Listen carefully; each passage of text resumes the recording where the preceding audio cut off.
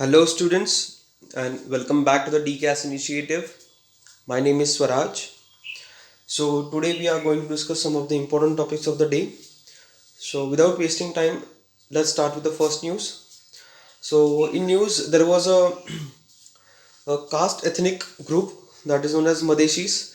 So, these Madeshis are the basically residents of Tarai region, south of Nepal. ठीक है, नेपाल के south तक reason जो है हिमालयन फुटहिल्स के यहाँ पे वहाँ पे रहते हैं ये. एंड ये जो कुछ डिस्ट्रिक्ट से बेसिकली वो बॉर्डर शेयर करते हैं वेस्टर्न यूपी एंड बिहार के साथ बेसिकली. तो मतलब जो वेस्टर्न यूपी एंड बिहार के जो लोग हैं इंडिया के एंड मधेशीज के, इनके जो कल्चरल सिमिलरिटीज़ बहुत है. ठीक है, तो इसलिए इन दोनों के बीच में कल्चरल टाइज, ठीक है, शादी और ये सब चीज़ें होती रहती है.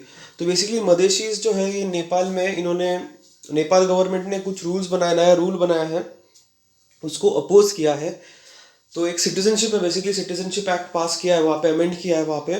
तो उसको अपोज करने के लिए उन्होंने रास्ते पे आए थे बेसिकली बीच में on road strikes. So let's see. So the bill seeks to amend the country's citizenship act that would require a foreign woman married to a Nepali national to wait 7 years for naturalized citizenship. मतलब अगर foreign women अगर किसी Nepali national के साथ शादी करती है, so to get her the Nepal citizenship उसको मिनिमम 7 years वेट करना पड़ेगा, उसी के बाद उसको सिटीजनशिप ग्रांट होगी. It also includes 7 rights that a foreign woman married to a Nepali national can exercise till she acquires citizenship certificates. तो मतलब 7 rights वो enjoy कर सकती है. So the certificate will not bar them from running any business. तो वो business वहाँ पे कर सकती है.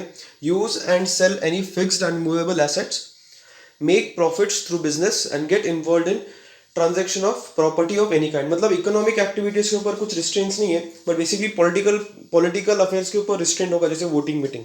ठीक है. So moving to the next one.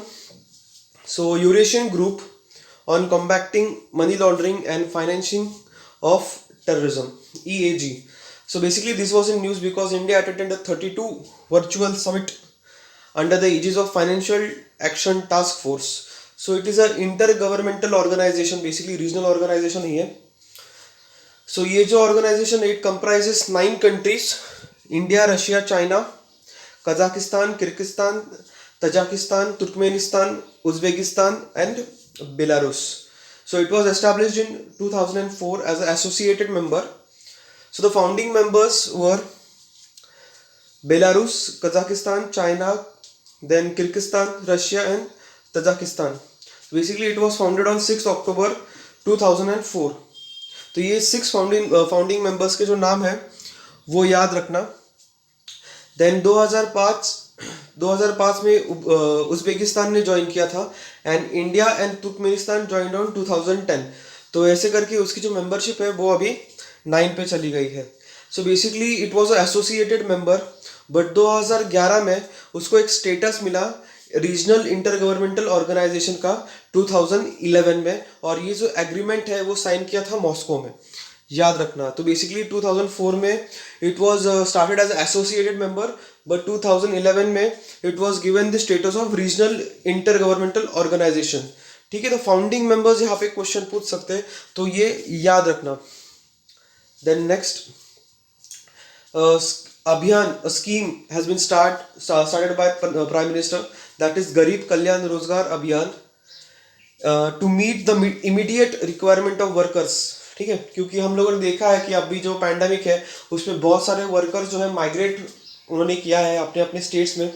तो बेसिकली वहाँ पे एम्प्लॉयमेंट जनरेट करने के लिए ये स्कीम चालू किया है. सो मेजर फोकस ये रूरल सिटीजन्स के ऊपर है and it is focused campaign of 125 days across 116 district. मतलब 125 days का आपको वर्क मिलेगा इन 6 states. तो मतलब ये जो स्कीम है ये 6 states में इम्प्लीमेंट होने वाली है. एंड इस प्रोजेक्ट के अंडर 50,000 crore के पब्लिक वर्क्स को हम इम्प्लीमेंट करने वाले हैं. So it includes focused implementation of 25 different types of work to provide employment and to create durable infrastructure. मतलब ट्विन ऑब्जेक्टिव है हम बोल सकते हैं यहाँ पे कि एक तो वो एम्प्लॉयमेंट भी जनरेट करेगा, सेकंड इंफ्रास्ट्रक्चर भी डेवलप करेगा. So villages will join this program through common service center and कृषि विज्ञान केंद्रस. सो इम्प्लीमेंटेशन देखना, ये जो स्कीम है बेसिकली इसके इम्प्लीमेंटेशन में 12 मिनिस्ट्रीज इन्वॉल्व है, 12 मिनिस्ट्रीज इन्वॉल्व है. Rural development, Panchayati Raj, road transport and highways, mines, drinking water and sanitation, environment, railway, petroleum and natural gas, new and renewable energy, border roads, telecom and agriculture. So ये छः states को क्यों choose किया था, क्योंकि maximum migrants जो है इन 6 states में ही गए थे. एंड इस 6 स्टेट्स में टोटल 27 एस्पिरेशनल डिस्ट्रिक्ट्स हैं. So hope you have understood the session. If you have any doubt you can comment below. Thank you.